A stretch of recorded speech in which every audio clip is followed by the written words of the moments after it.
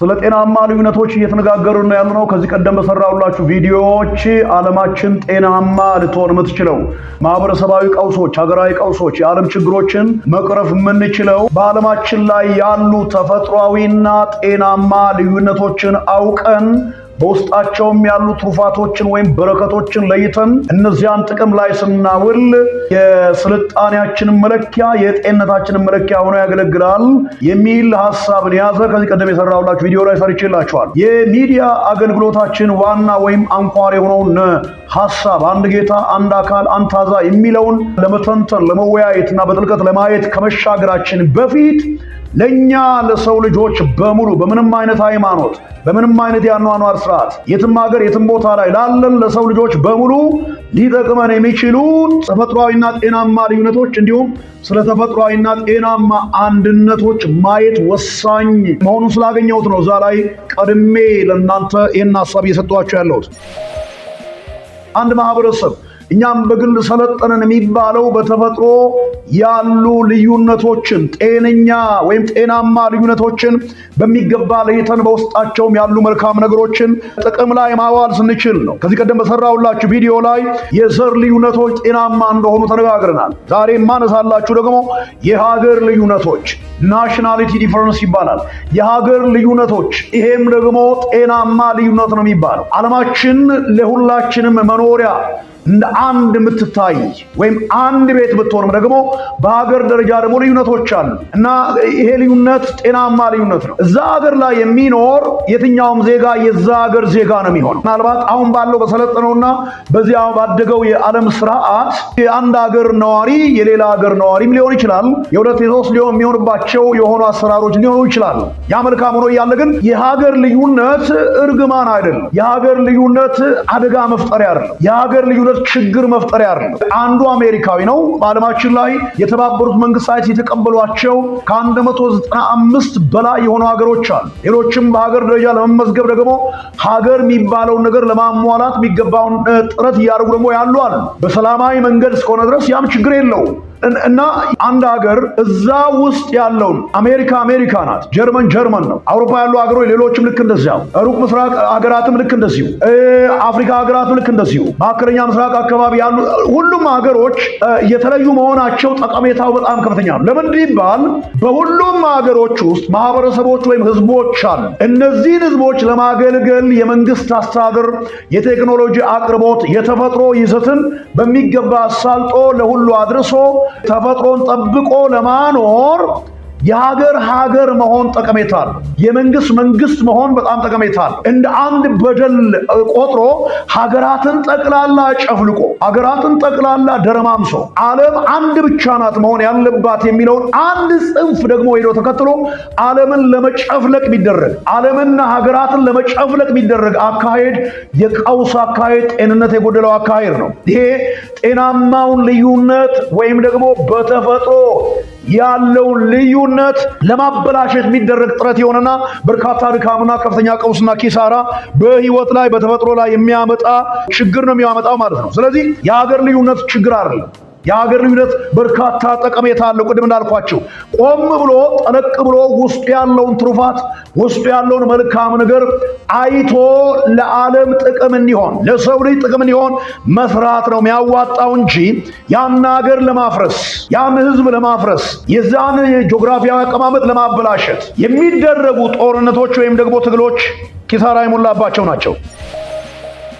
ሌላኛው ደግሞ ጤናማና ተፈጥሯዊ ልዩነቶች ናቸው። ችለናቸው አውቀናቸው ውስጣቸው ያለውን ነገር አውቀን ለይተን ለመያዝ ይጠቅመናል የሚባሉ ልዩነቶች ኢኮኖሚያዊ ልዩነቶች ናቸው። እነዚህም ልዩነቶች ቀድሞም ነበሩ፣ ዛሬም አሉ፣ ወደፊትም ይኖራሉ። የኢኮኖሚ ልዩነቶች እነዚህ ጤናማ ልዩነቶች ናቸው። በዓለማችን ላይ አንዳንድ ሰዎች፣ አንዳንድ ሀገራት፣ አንዳንድ ማህበረሰቦች በኢኮኖሚ ከፍ ያለ ሊሆኑ ይችላሉ።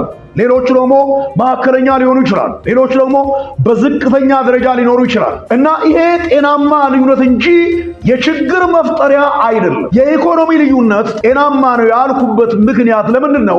ላይ ያለው በኢኮኖሚ የሞላና አቅም ላይ ያለው ማህበረሰብ በሉት ወይ መንግስት በሉት ወይ ደግሞ ተቋም በሉት ግለሰብን በሉት ያ የሞላውን ሀብትና ያለውን ገንዘብ ምን ያደርገዋል? መካከለኛ የኢኮኖሚ ደረጃ ላይ ባለው ወይም ካለው ጋር ነው የሚሰራው፣ ወይም ዝቅተኛ የኢኮኖሚ ደረጃ ላይ ካለው ጋር ነው የሚሰራው። እሱን ከፍ ሊያደርግና ሌላ ተቋም፣ ሌላ ቢዝነስ፣ ሌላ ነገር ፈጥሮ እሱን ከፍ ሊያደርግና ራሱን ተጠቃሚ ሊሆን ነው የሚሰራው። ሞልቶት ብቻ ቢቀመጥ የኢኮኖሚ ሙላት ብቻ ኖሮት ከፍ ያለው ምዕራብ ላይ ያለው ማህበረሰብ ወይ መንግስት ብቻውን ነጥላችሁ ብታስቀምጡት መኖር አይችልም። ስለሞላው ብቻ ሀብታም ስለሆነ ብቻ መኖር አይችልም። መካከለኛ ደረጃ ላይ ያለው ኢኮኖሚ ደረጃ ላይ ያለው ያስፈልገዋል። እታች ያለውም ያስፈልገዋል። ለምሳሌ በእውቀት በጣም ከፍተኛ ደረጃ ላይ ያለ ሰው በኋላ አነሳላችኋል። ያልተማረውን ለማስተማር ካልሆነ የሱ እውቀት ምን ያደርግለታል? በእውቀት ከፍተኛ ደረጃ ላይ ያለ ሰው መካከለኛ ደረጃ ላይ ያለውን ማህበረሰብ በሉት ሀገር በሉት ህብረተሰብ በሉ ለማገዝ ካልጠቀመ የሱ እውቀት ምንድን ነው የሚያደርገው? ምንድን ነው የሚጠቅመው? ስለዚህ እላይ ያለው በኢኮኖሚ እላይ ያለው መካከለኛ ያለው መካከለኛ ደረጃ ላይ ያለው ዝቅተኛ ያለውም ያስፈልጋል። ሶስቱም ያስፈልጋል። በራሱ መርገም አይደለም። እታች ያለውም መካከለኛ ደረጃ ለመድረስ ጥረት ያደርጋል፣ ይደክማል፣ ይወጣል፣ ይወርዳል፣ ይሰራል በጤነኛ መንገድ። መካከለኛ ያለውም ላይ ይሆናል። ላይ ሲሆን ደግሞ መልሶ ታች ያለውና መካከለኛ ደረጃ ጋር ያለውን ለመጥቀምና ለመደጋገፍ ይሰራል ማለት ነው። ስለዚህ የኢኮኖሚ ልዩነትን በራሱ መርገም ወይም ችግር አይደለም፣ ቀውስም አይደለም። ይህን ልዩነት አውቆ በተቻቻለ ሁኔታ ማየት የዓለም ስልጣኔ ነው። የዓለም ስልጣኔ ነው። የህዝቦች ስልጣኔ ነው። የሰዎች ስልጣኔ ነው። ሌላው ልዩነቶች ደግሞ የዚህ የፐርሶናሊቲ ዲፈረንስ የሚባል ወይም ደግሞ የስብዕና ልዩነቶች አሉ። ይሄ ልዩነትን በሚገባ ማወቅ ለዓለማችን በጣም ለሰው ልጆች በጣም ጠቃሚ ነገር ነው። ለምሳሌ አንዳንድ ይሄ ፐርሶናሊቲ ወይም ደግሞ የስብዕና ልዩነቶች የሚባሉት አንዳንድ ሰው በቀላል ነገር በጣም ይደሰታል።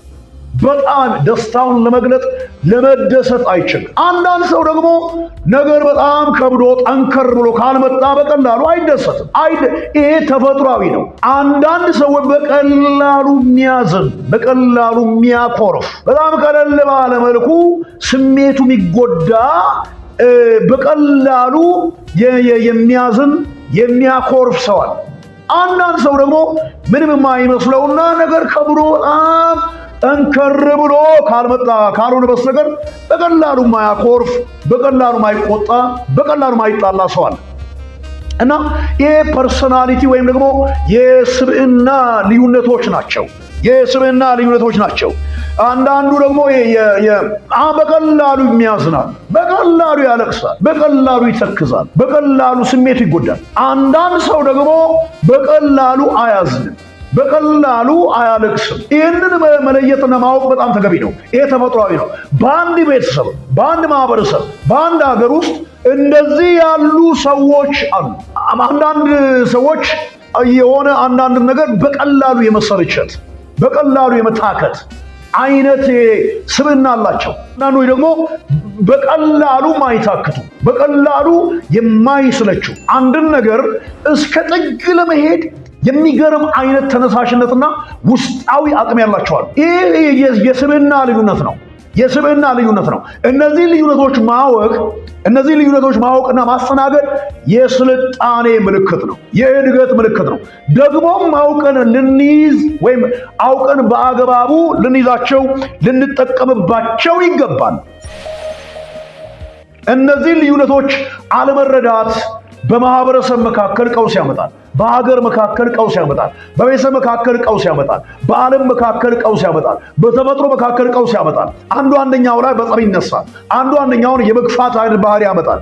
አንዱ አንደኛውን ላለመቀበልና ችግሮች ይመጣሉ ማለት ነው። እነዚህ ነገሮች ካወቅን ግን በጣም ችኩሉንም በዚያው ልክ፣ በጣም ረጋ ያለውን መካከለኛውንም በዛው ልክ በጣም የሚደሰተውንም ደግሞ መካከለኛውንም በጣም ደግሞ ዘገምተኛውንም በዛው ልክ በጣም ያዝነውንም መካከለኛውንም እንዲሁም ደግሞ ዝቅተኛ የሐዘን ስሜት በተለያዩ ነገሮች ላይ የሚገልጸውንም በዚያው ልክ አይተን ተግባብቶ ለመኖር የዓለምን ጤንነት፣ የተፈጥሮን ጤንነት፣ የአኗኗርን ጤንነት ለመጠበቅ ይጠቅመናል ማለት ነው። ሌላኛው የዚህ የአቅም ልዩነቶች አሉ። ነገርን የማድረግ አቅም እና የአይኪው የማሰብ አቅምም ይለያያል። በሰዎች መካከል ነው እንግዲህ ምላችሁ በሌሎች ተፈጥሮም ዘንድ በሌላ መልኩ የተለያዩ ልዩነቶች እንዳሉና እነዚህ ልዩነቶችን ትኩር ብለን ስናያቸው በሚገባ ስንለያቸው እርግማን እንዳይደሉ መልካም እንደሆኑና ጠቀሜታ እንዳላቸው ማየት እንችላለን። ለምሳሌ አንዳንድ ሰዎች በተፈጥሮ የሚገርም አይኪው ይባላል የመረዳት አቅም ነገሮችን የማድረግ ብቃት አላቸው። በሁሉም የአኗኗር ስርዓት ውስጥ ሁሉም ሰው እኩል የሆነ አንድ አይነት የሆነ የማወቅ ወይም የመረዳት የጭንቅላት አቅም የለውም። በተፈጥሮ ይለያያል። አንዳንዱ በጣም ከፍተኛ ነው፣ አንዳንደኛው ደግሞ መካከለኛ ነው፣ አንዳንዱ ደግሞ ዝቅተኛ ነው እና የማሰብ ችሎታቸው ነገርን የማድረግ ችሎታቸው በዚያው ልክ ወደ ግለሰብ ኑሯቸው ሲመጣ፣ ወደ ማህበረሰብ ኑሯቸው ሲመጣ፣ ወደ ተቋም ኑሯቸው ሲመጣ፣ ወደ ሀገር አስተዋጽኦአቸው ሲመጣ የሰዎች የተፈጥሮ የማሰብ ችሎታቸውና ነገሮችን የማድረግ አቅማቸው ይለያያል።